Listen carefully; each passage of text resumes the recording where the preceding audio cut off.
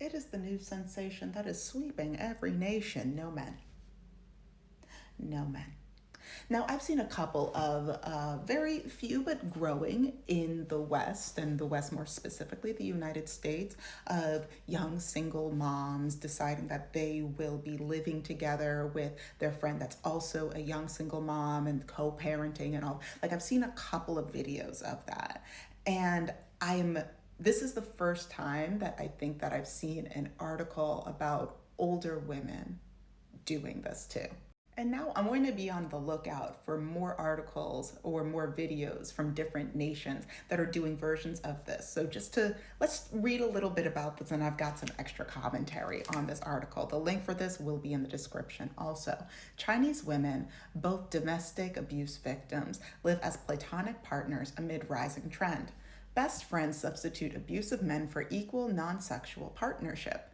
Share housework, are honest about income and savings. So just to summarize, we have Juma, who is 59, and she lives with her best friend Yan, 51. They both live in southern China. They also are business partners. They live in a flat together. They travel a whole bunch together. And Juma has a 28-year-old daughter. That is basically they have a shared daughter. Later on in this article, you also hear the daughter talk about how she basically has two moms, and she's like, my mom is so much happier now that she's not living with my dad. Like, my mom is thriving. And you know what, since I brought it up now, we're just gonna bring it up now.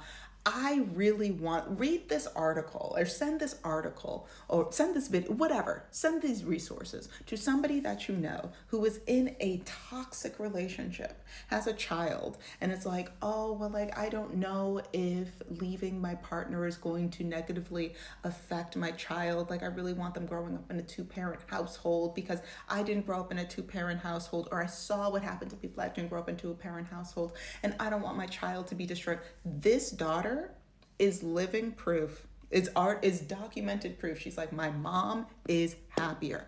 I am documented proof. My mom. I am grateful that my mom left my dad. My life would have been worse if my mom stayed with my dad. Do not use the kids as an excuse. Look at how happy these women are. Look at how happy these women are. And you're trying to be like, oh no, but the child benefits when mom is happy. Scientifically speaking, I have a whole video about this right up here. Babies are happier. That is the true marker of a child's success. Long-term success. Scientists have studied this. It's not dad being in the house. It is the quality of happiness of mom. And now this woman's got two happy moms. She's basically a billionaire.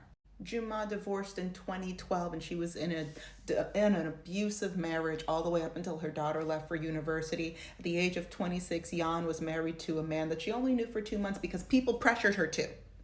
They were like, he's got a good job and he's got property, get married. And guess what? 2 days after, he kicked her out. And no, this is not a cultural thing. Oh, Shayna, this isn't a thing that happens in my country or in my part of the world. This is a thing that happens everywhere. This is a reality for women everywhere. It doesn't matter how old you are, how pretty you are, what part of the world you're from, what languages you speak, what degrees you have. It does not matter. This is the reality for countless women.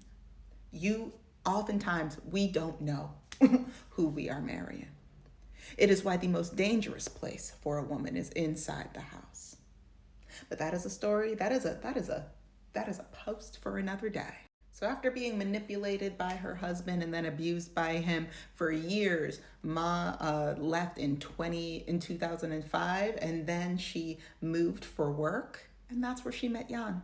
They are good friends.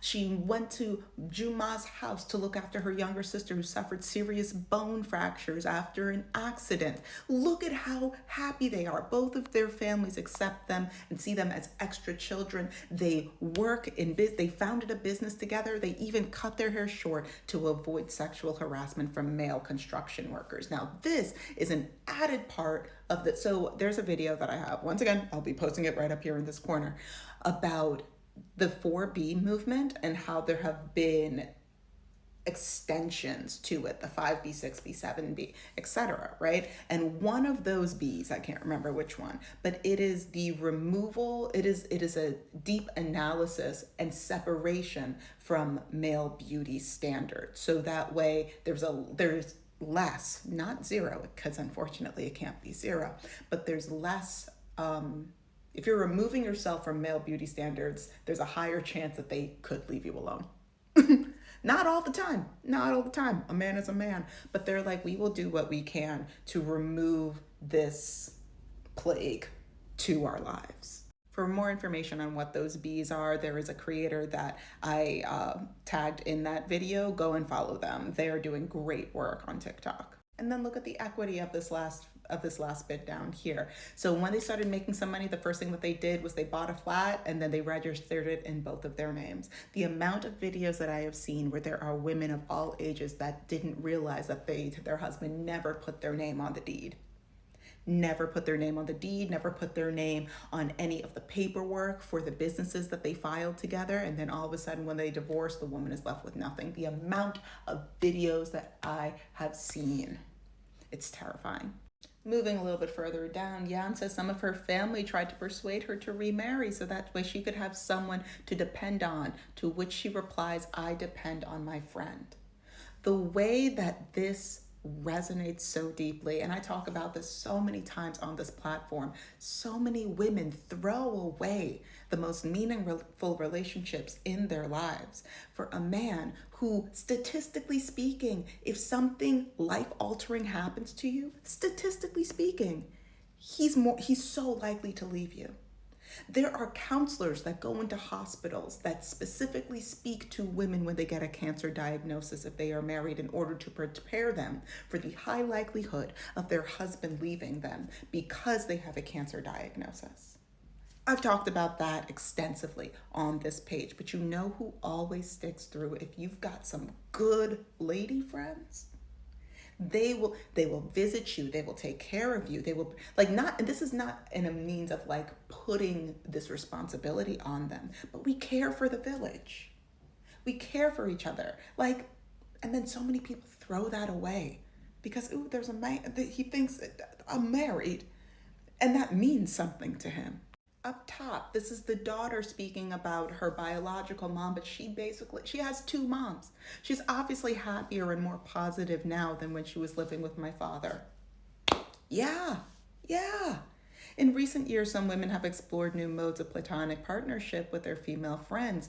So some so-called women co-living partners jokingly refer to themselves as hopeless straight women. I am going to be making a video about this new term that speaks so deeply to me called heterofatalism, which basically means that straight women who feel plagued by their straightness.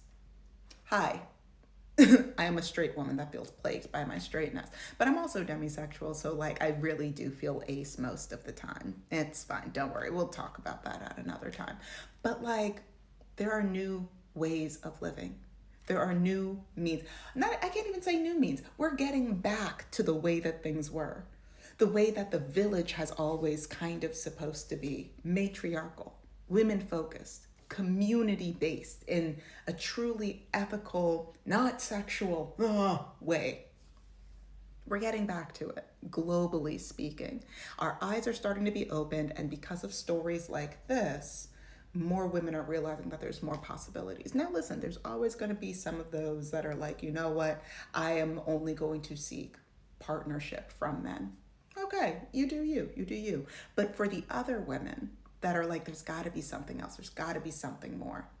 We're seeing more examples of this. Look at how happy they are. They travel together. Oh, let me know how inspired you are in the comment section. And be safe out there.